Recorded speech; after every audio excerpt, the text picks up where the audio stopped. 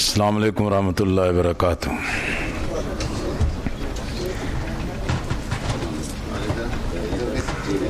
نحمد و نصلی علی رسول الکریم، اما بعد، بسم اللہ الرحمن الرحیم۔ وما ارسلناک الا رحمۃ للعالمین، صدق اللہ العظیم۔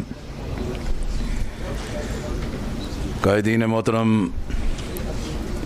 برادران اسلام، نوجوانان اسلام، معزز علماء کرام، صحافی حضرات، میں جناب راجہ ناصر عباس صاحب کا، مجلس وحدت مسلمین کا شکریہ بھی ادا کرتا ہوں اور مبارکباد بھی پیش کرتا ہوں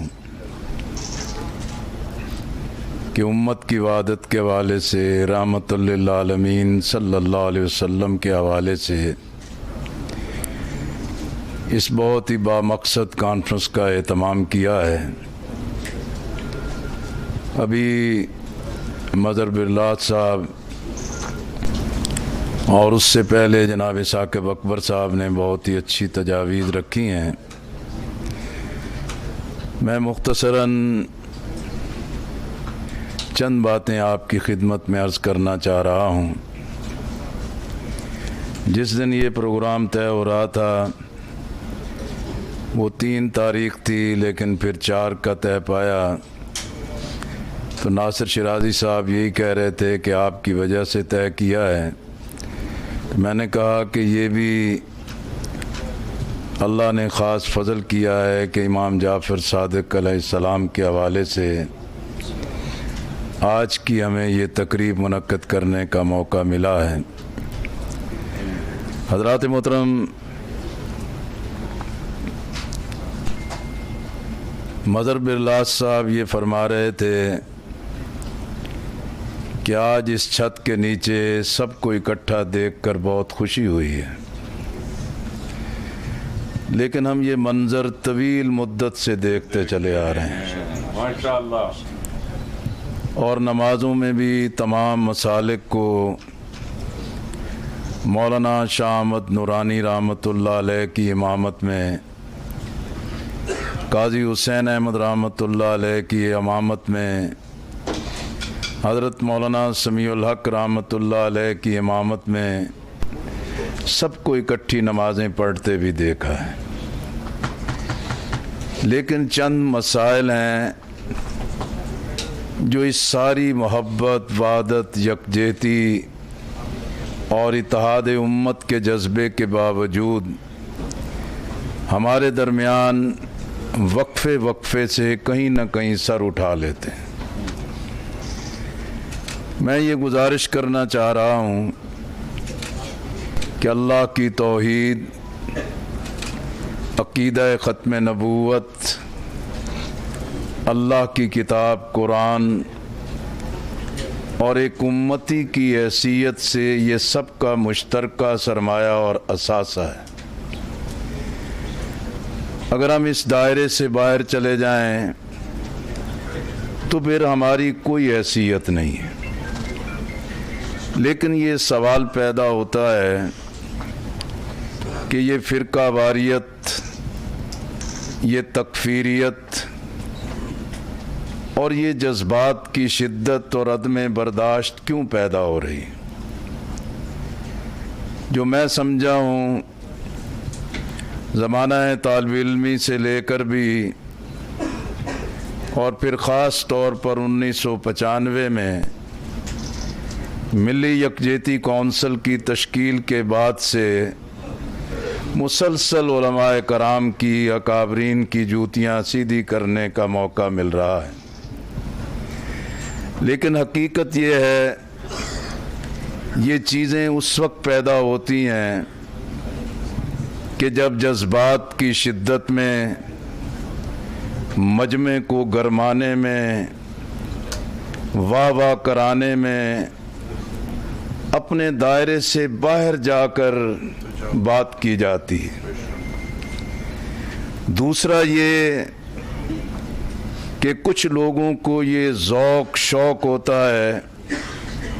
کہ دل آزاری کریں، چٹکی لگائیں اور لوگوں کے اندر اشتعال پیدا کریں. اور اسی طرح بعض لوگوں کا یہ ایک وتیرہ ہوتا ہے کہ جب تک دوسرے کے مسلک کو چھیڑ نہ لیں، جب تک اس کی دل آزاری نہ کر لیں، اور جب تک اس چھیڑ چھاڑ میں مجمع کو گرم نہ کر لیں، انہیں تقریر کی چس ہی نہیں آتی. بے شک. اور اسی طریقے سے میں سمجھتا ہوں یہ بنیادی وجہ یہ بن گئی ہے، ہم میں سے ہر شخص اپنے مسلک کو، اپنے آپ کو کامل سمجھتا ہے اور دوسرے کو احمق سمجھتا ہے. اسی لیے ہمارے اکابرین نے اس وحدت اور یکجہتی کے لیے خود نبی اکرم صلی اللہ علیہ وسلم نے خانہ کعبہ کی تعمیر کے موقع پہ حجر اسود کی تنصیب کے مرحلے پر چادر بچھا کے، پتھر رکھ کے، سب کو اکٹھا کر کے ہمیں پیغام دیا کہ مسائل کے حل کا طریقہ یہ ہے. اسی طرح میں یہ عرض کرنا چاہتا ہوں، اہل بیت، خلفائے راشدین، صحابہ کرام، امہات المومنین، یہ بھی عجب قصہ ہے کہ ہم ان دائروں کے اندر بھی اپنے آپ کو تقسیم کر چکے ہیں. کوئی اللہ کی توحید کا مالک بن گیا ہے، کوئی اہل بیت کا مالک بن گیا ہے، کوئی عشق مصطفیٰ کا مالک بن گیا ہے، اور کوئی عظمت صحابہ کا مالک بن گیا ہے. اور اسی بنیاد پر حقیقت میں یہ سمجھتا ہوں یہ تمام مقدس شخصیات وہ ہیں جس کا جس قدر بھی، جس طرح کا بھی احترام ان کے بارے میں ہے کہ یہ رسول اللہ صلی اللہ علیہ وسلم کے ساتھی، اور ان کی براہ راست تربیت رحمت للعالمین اور خاتم الانبیاء نے کی ہے. آج کے دور میں اگر ہم اپنی دانست اور اپنے علم، اپنی تحقیق کی بنیاد پر سر عام ان چیزوں پر تنقید کو فخر بنائیں گے تو یہ دل توڑتے ہیں، یہ عالمی ایجنڈے کا راستہ ہموار کرتے ہیں، یہ امت کو تقسیم کرنے کا ذریعہ بنتے ہیں. اس لیے میں یہی عرض کرنا چاہتا ہوں کہ فرانس میں توہین پر مبنی خاکے، پھر فرانس کے صدر کی طرف سے اس عمل کو، اس بیہودہ عمل کو،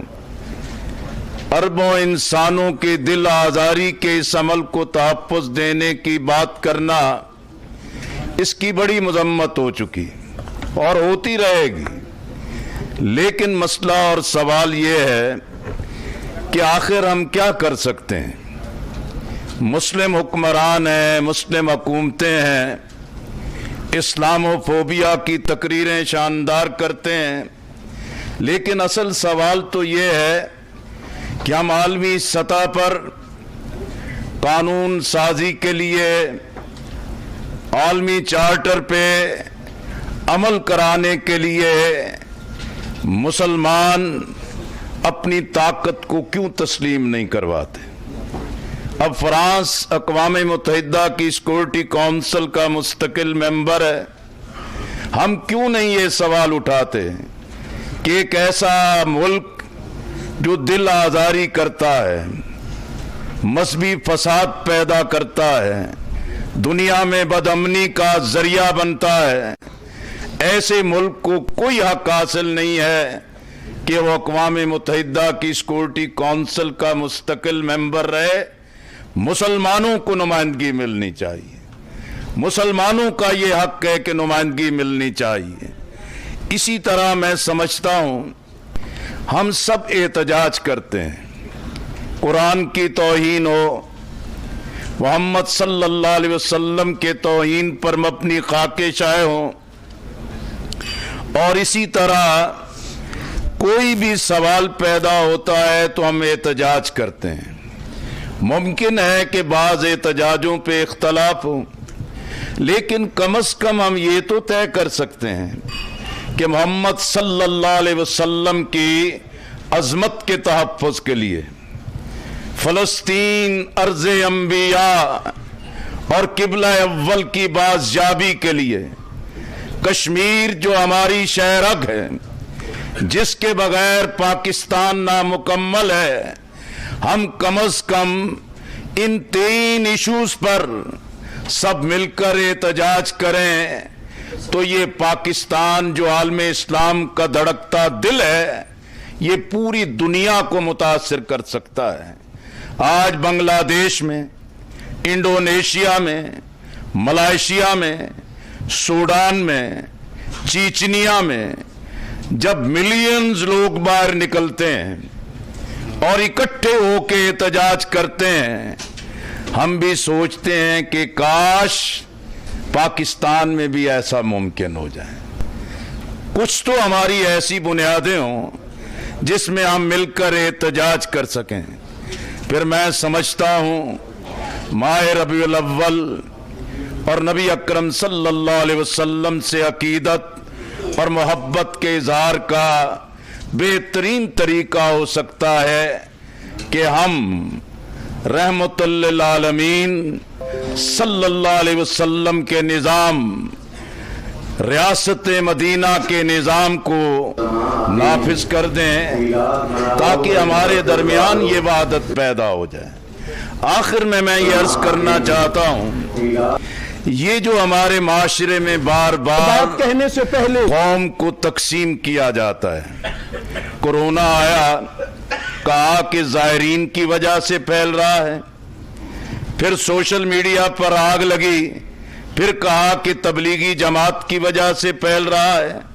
پھر سوشل میڈیا پر آگ بھڑکی، پھر کہا کہ بیرون ملک پاکستانیوں کی آمد کی وجہ سے پھیل رہا ہے۔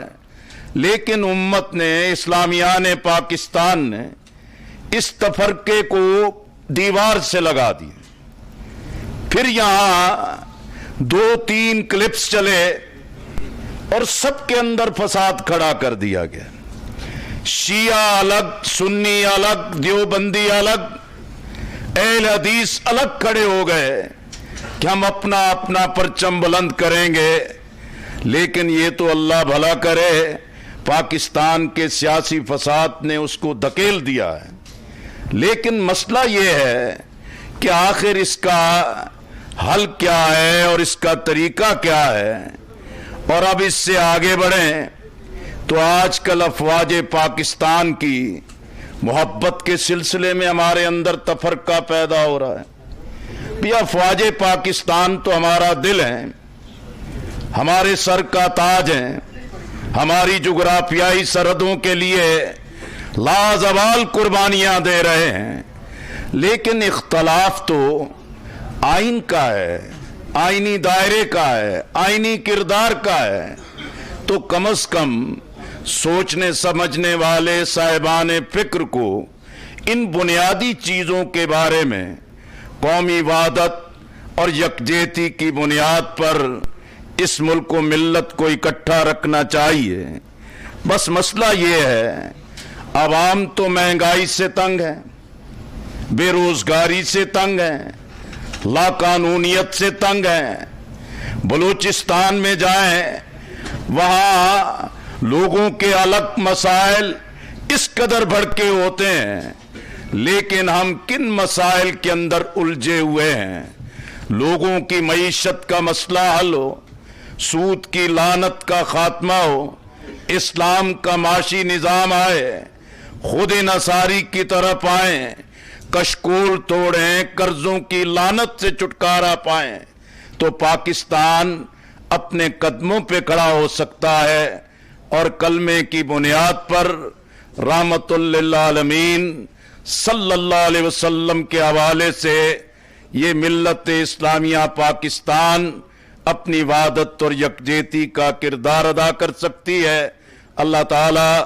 ہم سب کو ان معاملات کو سمجھنے اور اس پر کردار ادا کرنے کی توفیق عطا فرمائے۔ وآخر الدعوانا ان الحمدللہ رب العالمین۔